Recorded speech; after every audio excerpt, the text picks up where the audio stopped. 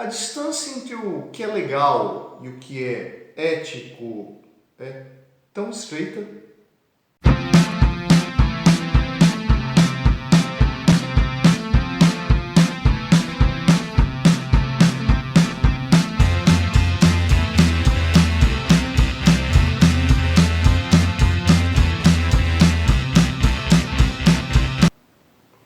E na videoaula de hoje vamos falar sobre um personagem que é não tão estudado assim pela historiografia brasileira, mas que é bastante representativo para falar sobre esse momento que a gente está vivendo. Hoje vamos falar sobre Joaquim Pereira Marinho. Pois é, cara, você deve ter ouvido aí pelas últimas notícias derivadas do incidente lá causado por um policial sobre um suspeito que causou a sua morte, que gerou uma reação aí pelo mundo inteiro, né, contra ações racistas, até que lá na Inglaterra, na cidade de Bristol, derrubaram uma estátua de um traficante de escravos chamado Edward Colston. Pois é, então a gente vai falar um pouco aí sobre estátuas de traficantes de escravos. Hoje, particularmente, do traficante de escravos, Joaquim Pereira Marinho. Quem que é esse cara? Esse cara é esse sujeito que eu coloco aqui no destaque, cuja estátua está ali, né, na cidade de Salvador, né, no Largo Nazaré, em frente à Santa Casa de Misericórdia, da qual Joaquim Marinho é patrono, né? Bom, o que esse cara, traficante de escravos, como é que esse cara pode se relacionar com essa ideia da filantropia, de garantir ali o funcionamento de uma Santa Casa de Misericórdia, né? O que uma coisa tem a ver com a outra? Tem bastante a ver, né?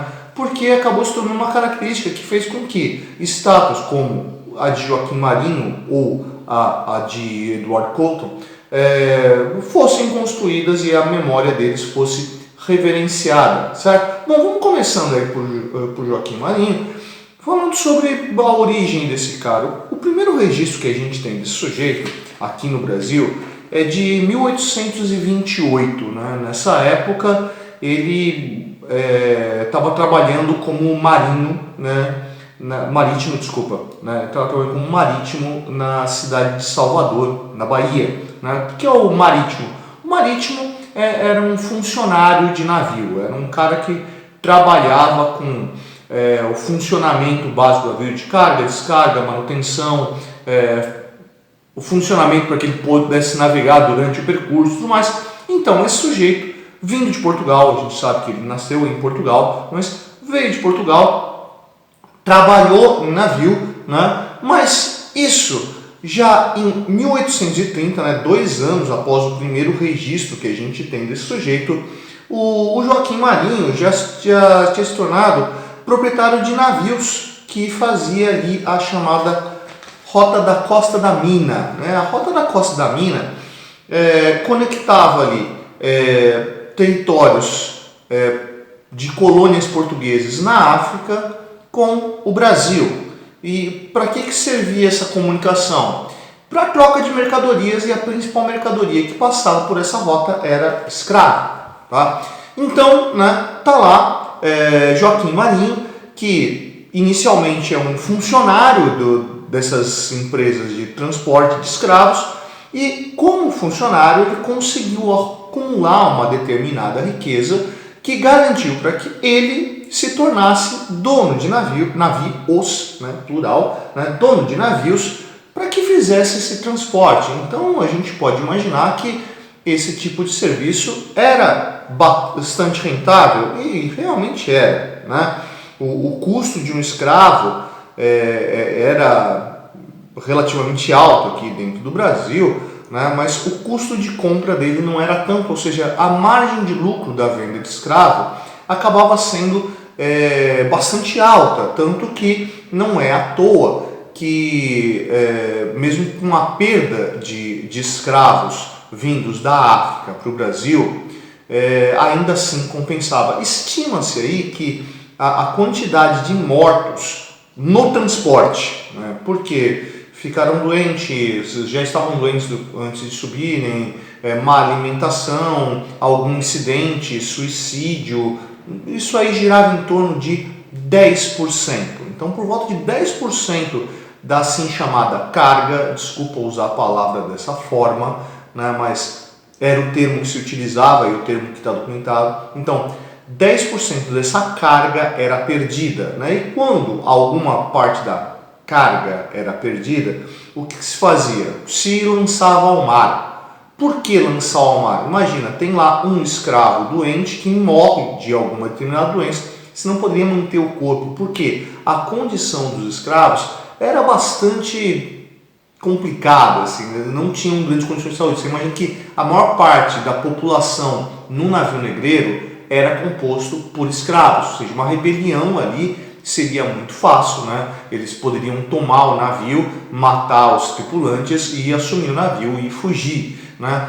Então, como é que esses escravos eram transportados? Eles eram transportados confinados dentro dos porões do navio.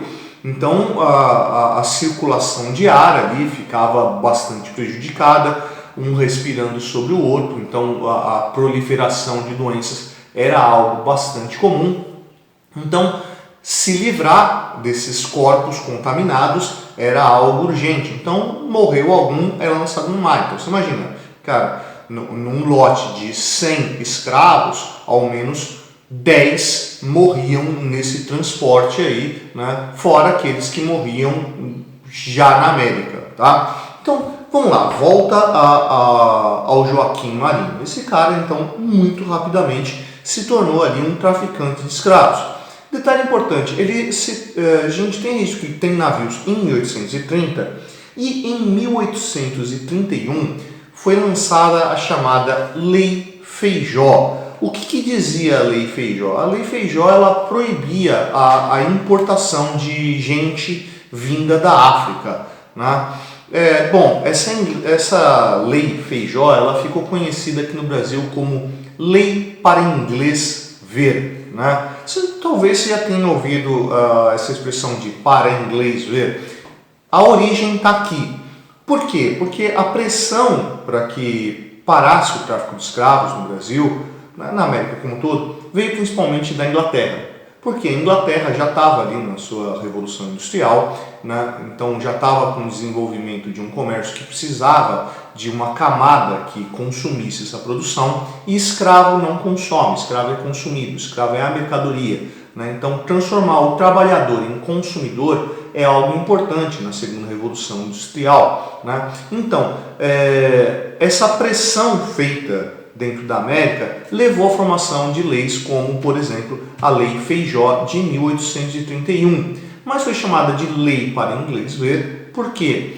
Porque o tráfico de escravos continua existindo. Então, apesar de existir a lei, ninguém respeitava a lei e ninguém era cobrado pela lei. Afinal de contas, né, o nosso personagem aqui, Joaquim Pereira Marinho, fez fortuna nesse momento, porque é justamente em 1830 que ele tem início a esse processo de tráfico. Por exemplo, a gente tem registro aí que entre 1839 e 1850, as embarcações do Marinho fizeram pelo menos 33 viagens entre África e Brasil. E nesse transporte aí, dessas 33 viagens, o registro que se tem é que ele transportou, nesse período, nessas viagens, 11.584 escravos. O número pode ter sido maior, esses aqui são os números do registro, tá? Você pensa, se desses 11.584 escravos, por volta de 10% morreram, só nesse período aqui, a gente está falando da morte de mais de 1.100 pessoas, né, só com o transporte do Marinho, fora os outros importadores. Obviamente, ele não era o único, né? Esse registro aí de 1809 a 1850 acaba sendo uma data bastante importante também, porque em 1850 é quando é lançada a Lei Eusébio de Queiroz, que definitivamente proíbe o tráfico negreiro, né? Inicia-se, então, a partir de 1850, o processo de abolição da escravatura, que vai até 1888, né? Então, a partir de 1850, quando o tráfico passou a ter uma fiscalização bem mais rigorosa do que da Lei Queiroz, né, da lei para inglês ver, né, os traficantes de escravos começaram a mudar o seu ramo de atuação, né? Pessoas como Marinho, né, assim como Colston, do caso inglês, acabaram se tornando ali especuladores financeiros, porque a fortuna acumulada por caras como Marinho ou como Colston permitiram a eles começar a trabalhar com especulação, né? Compras de imóveis, aluguéis, empréstimos, né? Então toda essa riqueza acumulada acabou tornando essas pessoas em investidores riquíssimos e que já não dependiam mais do comércio de escravos, mas poderiam trabalhar ali com dinheiro, fazendo mais dinheiro. Essa sobra de riqueza permitiu com que eles transformassem a própria imagem, tanto que o Marinho aí, ele entrou para a história como Conde Marinho Pereira, Joaquim Pereira Marinho, né? Mas de nobreza ele não tinha nada, ele não nasceu num berço nobre. Esse título de conde foi atribuído talvez por ele mesmo e que se permaneceu ali numa tradição, porque ele constrói uma imagem de si próprio de filantropo, e tanto que, como eu falei, se tornou patrono da Santa Casa de Misericórdia, além de financiar outras ações que envolviam relações de saúde, cuidado com órfãos, cuidados com viúvas e coisas do gênero. Então, essa imagem do filantropo, o cara que auxilia, o cara que usa de sua riqueza para o bem comum, acabou tapando essa imagem de traficantes de escravos, de gente que vivia da miséria humana, né? A morte do Marinho acabou trazendo essa significância, tanto que é noticiado no jornal de Salvador, né, a morte dele, e quanto à morte dele fala-se, quanto à vida dele, fala-se da sua vida como filantropo, né, da sua vida como mecenas, né. No entanto, né, deixa-se uma nota lá que seja lá o que ele tenha feito antes, né, pouco nos importa, pouco nos interessa, né, porque o que importa são as coisas boas que Joaquim Marinho fez, né, isso que construiu essa imagem extremamente positiva dele. Então, figuras como Colston, figuras como os Marinho, né, acabam entrando para a história dentro dessa imagem de filantropo a partir da fortuna acumulada que eles conseguiram guardar, que eles conseguiram gerar a partir desse trabalho usando do tráfico de escravos, e que acabou permitindo a eles ali uma riqueza gigantesca que vai deixar marca para o futuro, né? O próprio filho de Joaquim Marinho, que arrastava um nome muito parecido com o dele, era Joaquim Eusébio Pereira Marinho, chegou a se tornar deputado posteriormente em Salvador, nascido em Salvador, né? Se tornou um político local importante, se aproveitando aí da imagem, né, do pai, né? Ironicamente, Marinho morre em 1887, um ano antes da abolição da escravatura, fonte de renda aí de figuras como Marinho ou figuras como Colston. E aí, cara, você curtiu o áudio de hoje? Se você curtiu, você vai lá embaixo não curtir, se não curtiu, você vai lá embaixo não discutir. Essa é a Prancheta Suetônio, eu sou o professor Fábio e você, meu nego, você deveria estar estudando.